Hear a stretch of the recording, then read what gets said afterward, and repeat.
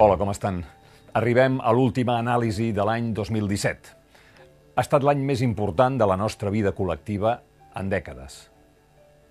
Els atemptats a Barcelona i a Cambrils, les urnes i les pallisses de l'1 d'octubre, la vaga general del dia 3, el bel·licós discurs del rei, la breu i desconcertant vida per la República Catalana, les presons, la victòria de l'independentisme al 21D, tots aquests esdeveniments no tan sols apareixeran als llibres d'història, sinó que marcaran la manera com veuen Catalunya i la seva relació amb Espanya un parell de generacions de catalans ben bé.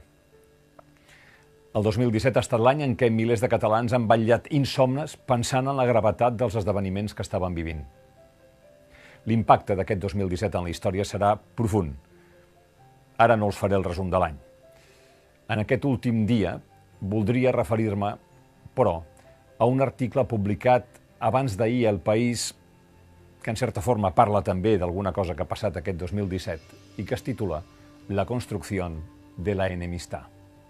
L'autor és Juan Cruz, algú a qui conec de passada, té 69 anys, canari, culer, algú per a qui la llengua catalana no és una llengua estranya, que ha parlat més d'una vegada de la importància de la nova cançó per la vida cultural espanyola, per la lluita antifranquista, de la importància d'aquest fenomen musical i cultural en la seva pròpia vida personal, però que en els darrers anys, com tants d'altres opinadors espanyols, ha projectat una mirada agra sobre el procés.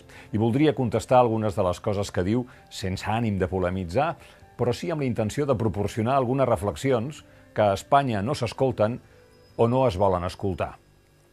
Juan, he leído con interés tu artículo La construcción de la enemistad. Hablo de interés y no exagero porque de todas las derivadas del procés, una de las que más me interesa es comprobar cómo entiende la sociedad española lo que está pasando en Cataluña. Cuando dices que el procés nos ha traído la destrucción sistemática de la amistad, y aunque anoto que añades que la destrucción se ha practicado en un lado y en otro, me pregunto si era posible evitar esa enemistad a la vista de lo que contáis en los medios españoles. Porque para saber cómo entiende la sociedad española lo que está pasando en Cataluña habrá que fijarse en cómo lo cuentan los medios que consume esa sociedad. Empezando por el principio, con la palabra desafío. ¿No afirmarías que en el mundo violento en que vivimos todos los desafíos fueran como el catalán, democrático y pacífico?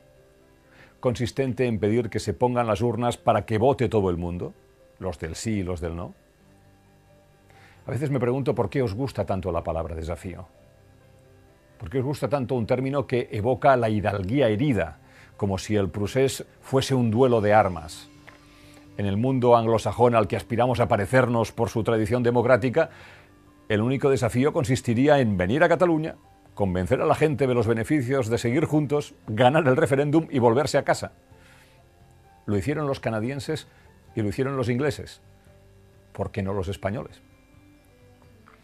Pienso también que esa enemistad no se ha construido ahora, sino que era preexistente.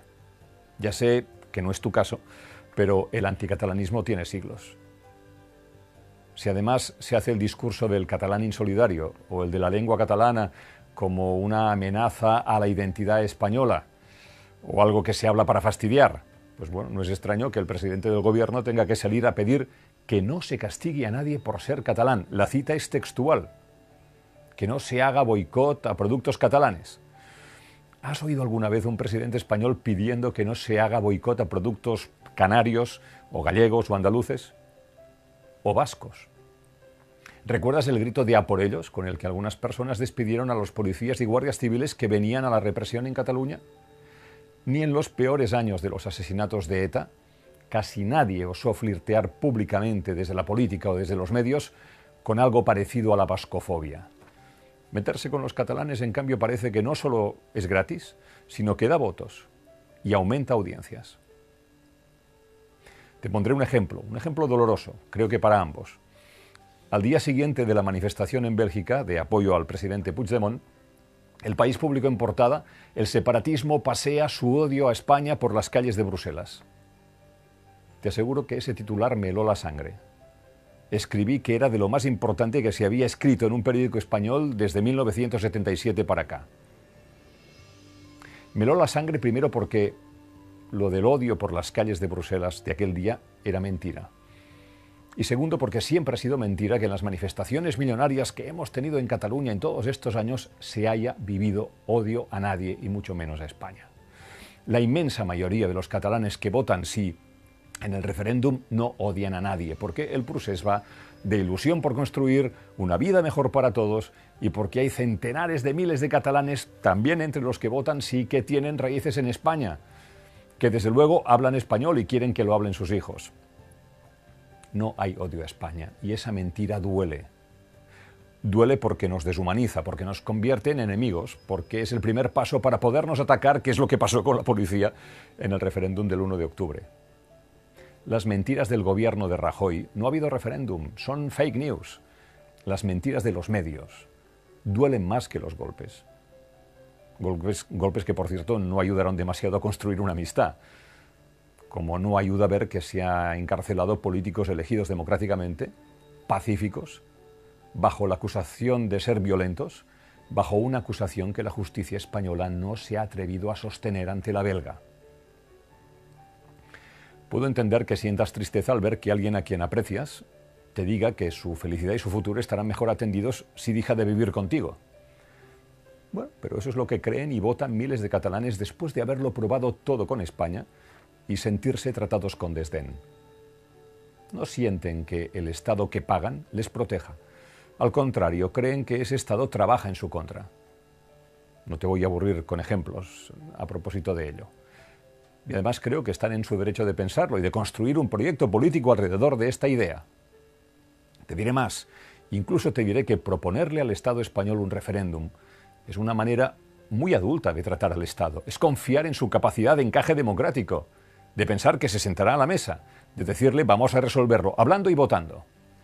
Y sin embargo, las únicas respuestas que hemos recibido han sido, por este orden, la ignorancia, la burla y la violencia, o la ley del más fuerte. ¿No podemos ser amigos porque queremos votar nuestra relación? Si decimos en voz alta lo que pensamos, Barcelona deja de ser una ciudad cosmopolita y los catalanes unos tipos creativos o que hacen cosas, como decía Rajoy. Te dejo una frase de Robert Davantós para acabar. Para abrazar hay que ser dos. Llibertat per a Jordi Cuixart, Jordi Sánchez, Oriol Junqueras i Joaquim Forn. I que puguin tornar aviat a casa Carles Puigdemont, Toni Comín, Clara Ponsatí, Meritxell Serret i Lluís Puig. I que tinguem un bon any.